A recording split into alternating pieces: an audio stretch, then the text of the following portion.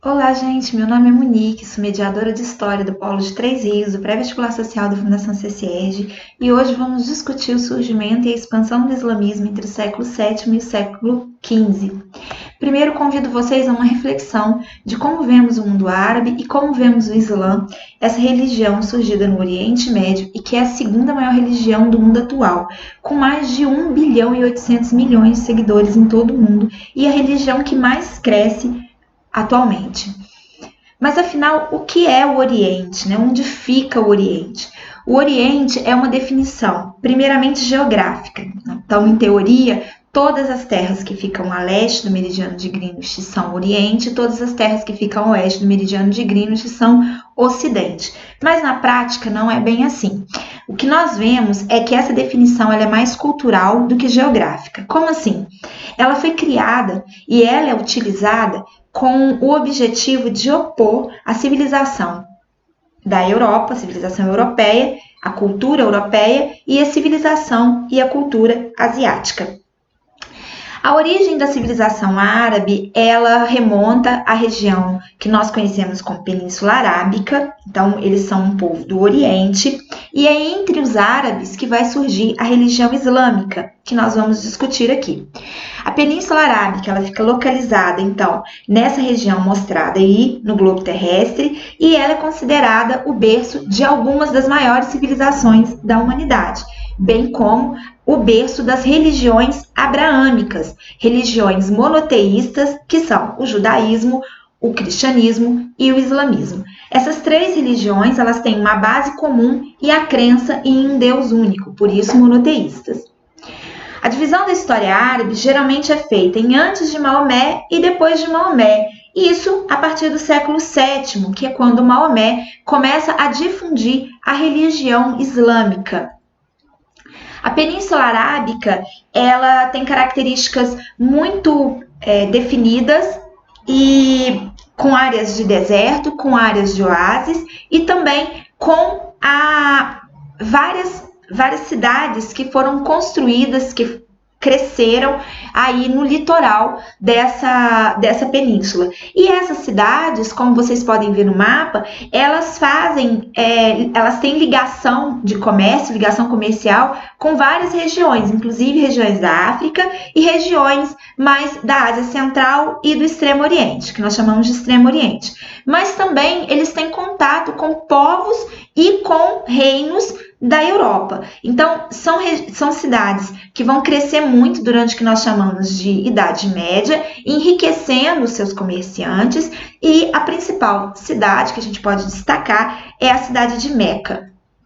Então, como viviam os habitantes da Península Arábica? Os habitantes do deserto eram chamados de beduínos e viviam também do comércio. Eles são nômades, eles não se estabelecem, né? Eles viajam bastante, inclusive cruzando o deserto muitas vezes, em longas caravanas.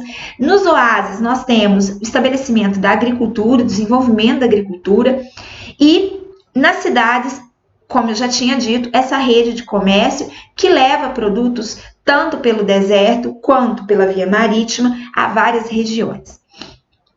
Os árabes pré-islâmicos eram politeístas, ou seja, acreditavam em vários deuses e várias deusas e acreditavam em gênios, que eram chamados djinns, né? Além disso, esses deuses e deusas tinha para cada coisa, para cada grupo, para cada parte da natureza, da tribo, do clã, uma divindade que cuidava daquele povo, daquela tribo. A única coisa que unia eles, a maioria desses povos árabes, que não formavam um estado unificado, era a crença que a Kaaba, um meteorito caído do céu, né, alguns anos antes, era um presente de Deus e que ele deveria ser adorado como tal. Então, isso era uma coisa que unia esses povos, esses árabes pré-islâmicos, e a Kaaba é cultuada até os dias de hoje, como a gente pode ver nessa foto mais recente. Ela é considerada realmente um presente de Deus e leva muitos peregrinos desde o período que nós chamamos medieval até os dias de hoje até a cidade de Meca, o que fez com que essa cidade enriquecesse cada vez mais devido à forte peregrinação à cidade.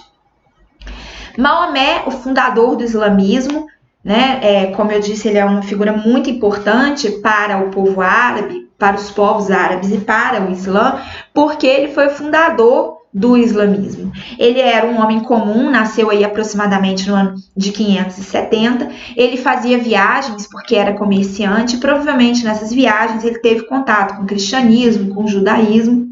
E na segunda tradição islâmica, quando Maomé estava com 40 anos, ele teve uma revelação. O anjo Gabriel, aquele mesmo da Bíblia que anunciou a Maria que ela estaria grávida, que ela teria um filho de Deus, ele teria chegado a Maomé e dado a Maomé várias revelações. Ele teria abraçado Maomé e Maomé teria começado a recitar versos que seriam as revelações de Deus para ele e para o mundo, e que Maomé deveria levar para o mundo dessa forma, isso de acordo com a tradição do Islã. Conhecer um pouco sobre o Islã é importante para a gente não usar palavras equivocadas, muitas vezes preconceituosas, às vezes a gente não sabe do que a gente está falando, então conhecer um pouquinho dessa religião, eu trouxe aí algumas definições bem básicas a respeito dela. Primeiro, Alá não é um Deus, né? Ela não é uma palavra que é um nome de um Deus, ela designa o Deus monoteísta, né?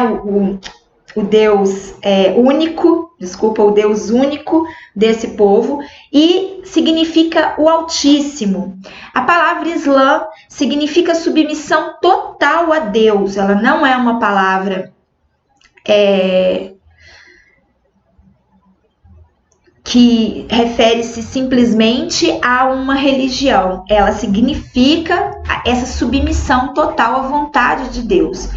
O muçulmano é a pessoa que aceitou se submeter a Deus, é aquele que se submete à palavra e à vontade de Deus.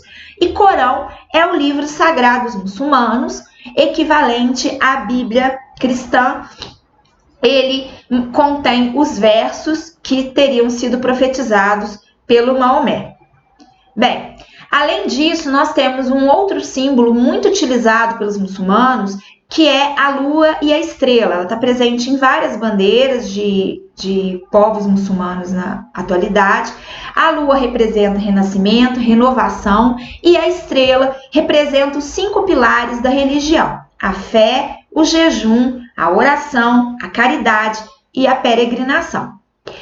A expansão do Império Islâmico, ela começa logo que Maomé, expulso da cidade de Meca por causa das suas ideias, retorna a essa cidade e começa a conquistar tanto a cidade quanto as regiões próximas, e o império vai se expandir até o século VII, VIII, quando ele chega no seu auge na Península Ibérica. Então, a gente tem aí os períodos da expansão do Império Islâmico, a região que se expande até a morte do Muhammad, né, o Maomé, como ele é chamado lá, em 632, depois o Califado Ortodoxo, o Califado Omíada e a região dominada pelos Abássidas, que foi a região que ficou sob domínio desse grupo até o ano de 1258.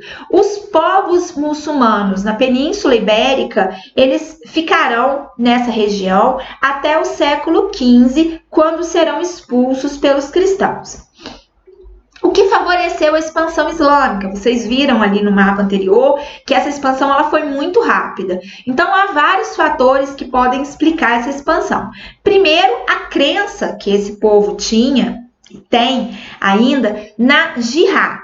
A Jihad, para muitas pessoas, é uma guerra santa, inclusive para muitos islâmicos é uma guerra santa, uma guerra de fato, que tem que ser travada com a espada. Para a maioria dos muçulmanos, a palavra Jihad ela significa simplesmente o maior esforço possível pela causa de Deus.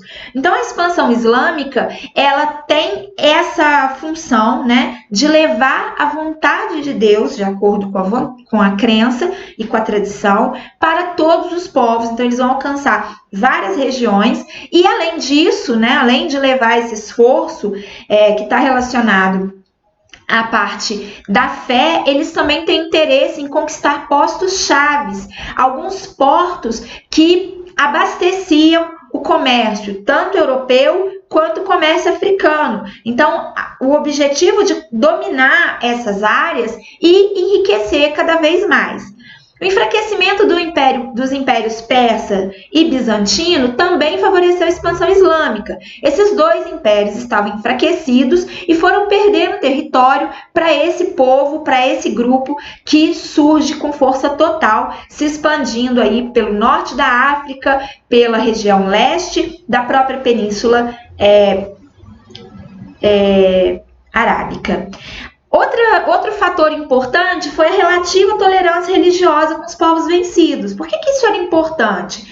Alguns povos anteriores que haviam dominado esses povos que agora estavam sendo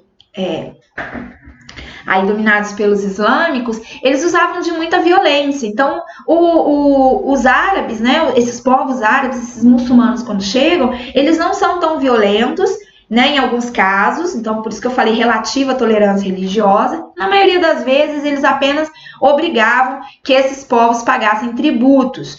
Além disso, alguns costumes da religião muçulmana também favoreceram tanto o comércio quanto a expansão nesses momentos de guerra, que é a ideia de acolher o viajante, oferecer hospitalidade e também a união pela língua.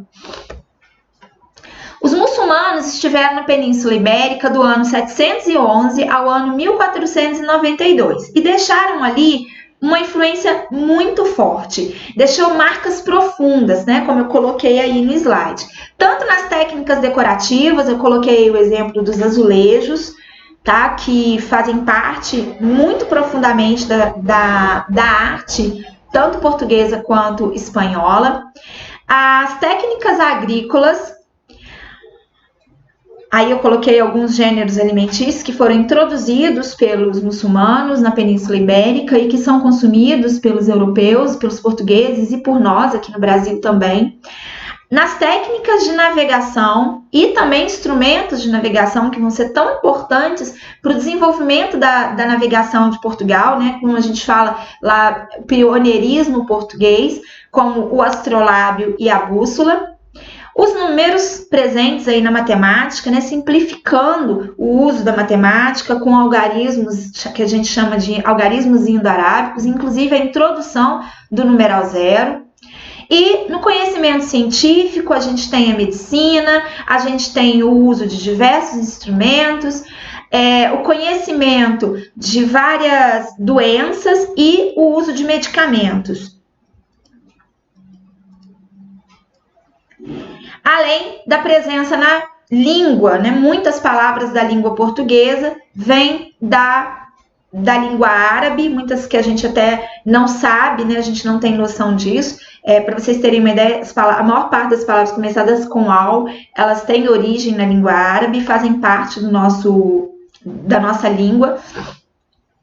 E, como eu disse, eles estiveram na Península Ibérica até o século XV, o período de reconquista, que é quando os cristãos começam a expulsar os muçulmanos da península, começa aí no século XI e vai até o século XV, quando a gente tem a formação da Espanha, coincidindo com a expulsão dos últimos muçulmanos do território. Bem, espero que vocês tenham gostado dessa aula. Se tiverem alguma dúvida, deixa aí nos comentários, entre em contato com a gente, não deixa a dúvida ficar, pesquisem mais sobre o assunto, conheçam mais sobre esse povo tão fantástico, com tantas coisas interessantes e que deixou tanto conhecimento para nós no mundo ocidental, que muitas vezes a gente não tem nem noção de quanto eles tiveram a nos oferecer e ainda têm a nos oferecer. Beijo grande, bons estudos para vocês!